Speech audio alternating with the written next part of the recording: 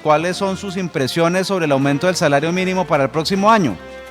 Simplemente mencionaba que justamente el día de ayer inició la mesa de concertación de política salarial.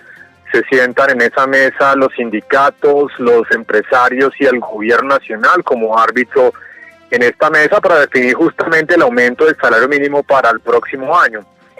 La discusión va a ser difícil, obviamente, por la coyuntura internacional y local.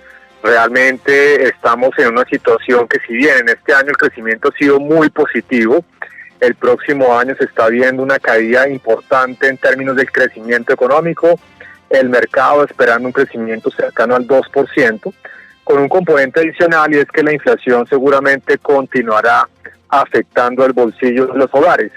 Dos elementos fundamentales que se deben tener en cuenta en esta discusión: justamente la evolución de la inflación, que seguramente estará en el orden del 11% en este año, por un lado, y por otro lado lo que es productividad laboral. Es ese esfuerzo que hacen los trabajadores en términos de el aumento en la producción año tras año, y que por supuesto se debe incorporar en esta discusión. El DANE anunciará en el mes de noviembre el dato de crecimiento de productividad laboral. La inflación seguramente se tendrá que calcular con base en lo observado hasta los 11 primeros meses del año, porque la decisión final se tomará en el mes de diciembre. Y bueno, el mensaje fundamental es que en esta discusión, si bien de nuevo hay que reconocer la pérdida de poder adquisitivo de los hogares, es fundamental entender que el 2023 va a ser un año no tan bueno, y por supuesto no se puede poner en riesgo la recuperación del empleo, especialmente del formal, que es el que realmente aumenta el ingreso de los hogares en el país.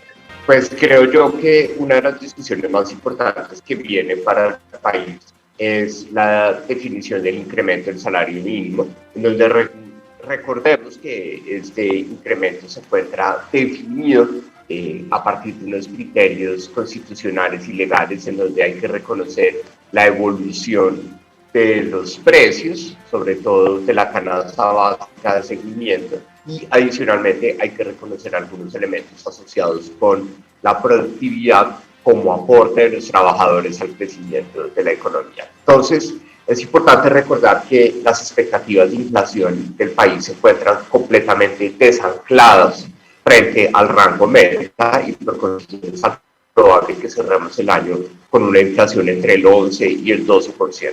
Y cuando miramos las cifras históricas de productividad, pues es altamente probable que una variación del salario mínimo dentro de las propuestas que se planteen, teniendo como base los criterios que ha definido la Constitución y diferentes sentencias de la Corte Constitucional, vamos a estar viendo propuestas entre el 13 y el 15%. Sin embargo, pues es importante recordar que en esa mesa, a partir de la experiencia personal, cuando fui director del DANE, siempre los voceros de los trabajadores buscan recuperar parte del poder adquisitivo perdido en negociaciones previas, y por consiguiente es altamente probable que veamos solicitudes por parte de los trabajadores que puedan estar por encima de este número y llegando al 20%, lo cual pues va a ser un elemento de mucha atención en la medida en que, por más de que se ha desindexado la economía al salario mínimo legal mensual vigente, pues existen muchos productos que están altamente asociados en el sector construcción y en las actividades de restaurantes y hoteles con esa variable del salario mínimo, y seguramente vamos a ver un incremento de los costos del sector construcción y de los alimentos consumidos por fuera del hogar en el mar. ¿Cuál debe ser entonces, doctor Maltés, a su juicio la propuesta de aumento del salario mínimo? Nosotros creemos que hay que hablar de algunos criterios para que se mantenga el poder adquisitivo de los salarios. Por ejemplo, las tarifas de energía han subido entre el 45 y 67%. Y los empresarios en privado se quejan de las tarifas de energía. No lo hacen en público. Yo los invito a los empresarios a que hagamos este debate público sobre el tema de las tarifas de energía. Pero resulta que por producir un kilovatio de energía vale aproximadamente 300 pesos y nos lo cobran casi en 1.000. Porque nos están cobrando el 41% de las pérdidas del sector eléctrico. Nos están cobrando la ineficiencia del sector privado a los usuarios. Bueno, nosotros no tenemos por qué pagar esas pérdidas. Entonces hay que hablar de las tarifas de energía. Hay que hablar del precio de los medicamentos. En Colombia pagamos medicamentos a precios más altos que en Estados Unidos y en Europa. Hay que discutir ese tema. Recordemos que en el pasado se han disminuido los precios de los medicamentos en cerca de 500 posiciones. Hay que discutir el tema de la devaluación del peso frente al dólar.